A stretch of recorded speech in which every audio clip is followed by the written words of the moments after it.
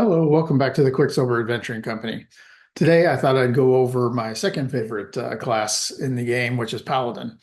And I want to talk about the differences between the 2014 Player's Handbook and the new 2024 Player's Handbook. So I'm going to go over those now. When you look at the core Paladin traits as it's listed in the new book, there's actually not much of a change here. It's still a D10. You still get two skills in the list, and they're both the same between the two books. And then the only real difference that I've noticed is that they actually list primary stats as strength and charisma. There's the wisdom and charisma as the primary proficiency stats, but they've added strength as a primary.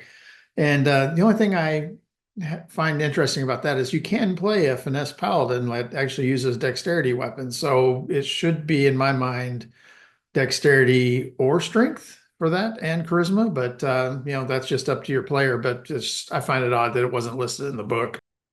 The first level one feature I'm going to talk about is lay on hands. Now lay on hands is a bonus action instead of an action.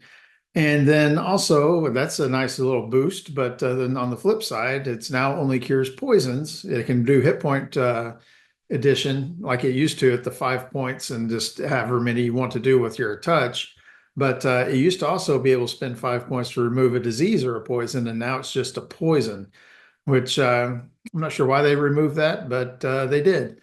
And then there was also in the 2014 book, there was a caveat that said constructs and undead are not affected by lay on hands, but now that's been removed. So it looks like you can heal an undead and a construct.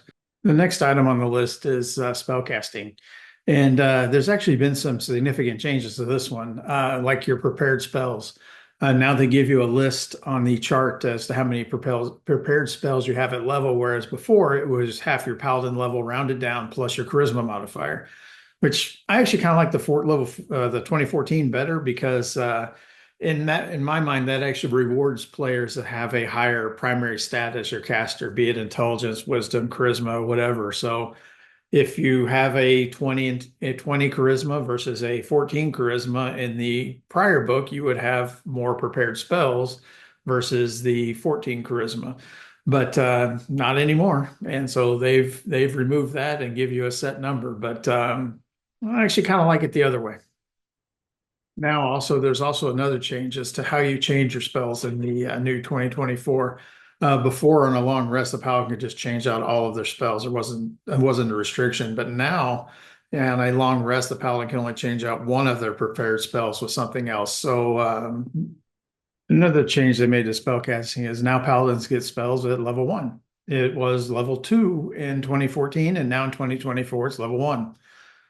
Not a huge change. It's, I guess, kind of nice for the extra options at level 1, but okay.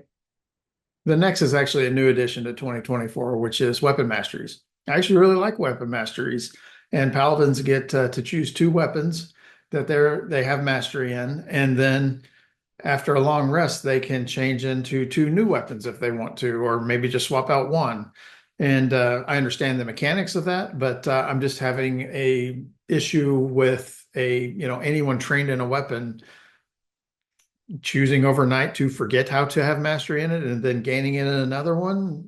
I don't know. I'm not really following that mentally, but hey, I haven't play tested it yet. Next is we're going to start with the level 2 options. And first is fighting style.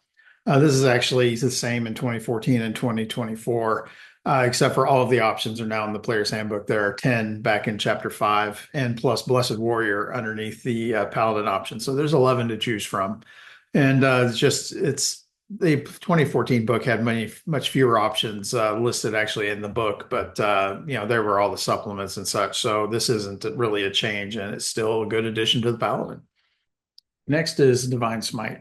And this is kind of I understand, kind of a controversial one because it was actually changed from just an ability you could tack onto an attack where you could do it multiple times in a round to an actual spell. So you're limited to one time around. But the actual functionality beyond that is, it's still the extra radiant damage and functions basically the same, except for now it's more limited use. I haven't play tested it yet to know how it's going to play out long term, but on the surface, I'm okay with the change because, just that's a personal preference because I just was never all about Paladin for the burst damage. I just enjoy the class. Now I'm going to move into level 3, and I'm going to start with subclasses. I'm actually not going to go into subclasses in this video, and I'll cover that in some later video.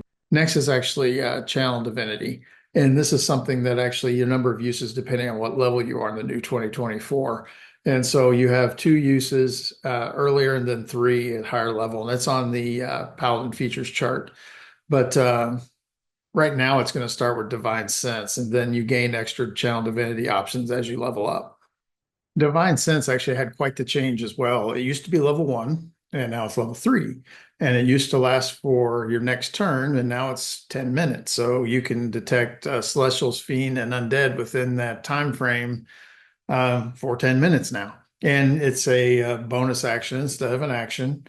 And one thing I find interesting about it, it actually calls out alignment in the 2014 version, like detect evil, but now it doesn't call that out at all. But so I actually like this because I actually made and prefer to play paladins of varying alignments depending on what religion I'm following or god I'm following at the time for that particular character. And so like I actually made a neutral paladin option, and I'll put a link here for it. One thing they did remove from 2014 did not appear in 2024 is divine health. You're no longer immune to disease at level 3, but you were. Don't know why they removed it, but they did. Level 4 is ability score improvement, which I still find kind of odd. I mentioned this in my Druid video, but they've now changed ability score improvement to a feat. So it's back in the feat category that can be, and it's repeatable. So why didn't they call this level 4 feat? And so you can just go to the feat section and get the ability score improvement if you want, or something else. But hey, it's still functions the same. You can use the ability score improvement or go get a like 2014 version of a feat, but now they're all feats. So yeah. Now we're on to level 5. And you get first off, you get an extra attack. So now instead of swinging once around, you have 2 attacks around, and which is pretty straightforward. Then we actually have a new feature, which is Find Steed, which I actually really like because I think of the old school paladins that had always had their paladin mount. Yeah, it's the ability to cast a spell once per long rest without expending a spell slot, which is nice. And then if you have to dismiss it, you can always use a spell slot to resummon your steed. Next is aura protection. There's really not a lot of changes here. It's still a 10-foot radius. You still get to add your bonus to your saving throws for your charisma modifier to yourself and your compatriots. The only thing that's different in 2024 is they call out that you cannot have 2 paladins overlapping auras. You have to pick one. Next is a new level 9 ability in 2024, Abjure Foes. This is where you actually get to frighten enemies, and you get to pick a number of targets up to your charisma modifier. So if you have a +3, then you can pick up to 3 targets, and then they have to make a wisdom save. And if they fail the wisdom save, they're frightened of you for up to a minute. Next at level 10 is the Aura of Courage. Really no change to this. It's still a 10-foot radius, and you and your allies within that aura cannot be affected by the frightened condition. And if one of your allies enters the aura, or you move to enter them into the aura, then they are no longer frightened. Next at level 11 is Radiant Strikes, and this is the 2024 version. At 2014, they just called it Improved Divine Smite, and they basically function the same. Each of your attacks now does an additional radiant damage, a D8. And the only real change I see in it is it called out melee weapon in 2014, and now it's melee weapon and unarmed strikes, which is kind of nice because now you can do that with your punch. Now at level 14, they have Restoring Touch instead of Cleansing Touch from 2014.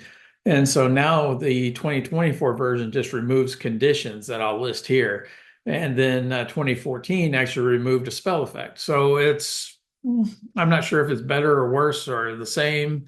It's different, but not that different. Now at level 18, they have Aura expansion, which is new to 2024, but kind of not, because in 2014, the auras had if it was 10 foot at level 18, it would expand to 30 foot. And so it just put in a different spot. Then now at level 19, you get the epic boon. So you get to go and pick an epic boon feat, and which was normally restricted to leveling after 20, but now it's a level 19 option, which I kind of like gives a little extra flavor for high level play, which doesn't happen all that often. Not many campaigns go that high, but when they do, here's some extra for you. Well, that's a quick summary of the new changes to 2024 Paladins from the 2014 book. And a few of my thoughts intermixed in the video, but I actually like the changes overall and will enjoy playing Paladins moving forward. But thanks for watching. And if you like, please subscribe and like this video. Thanks.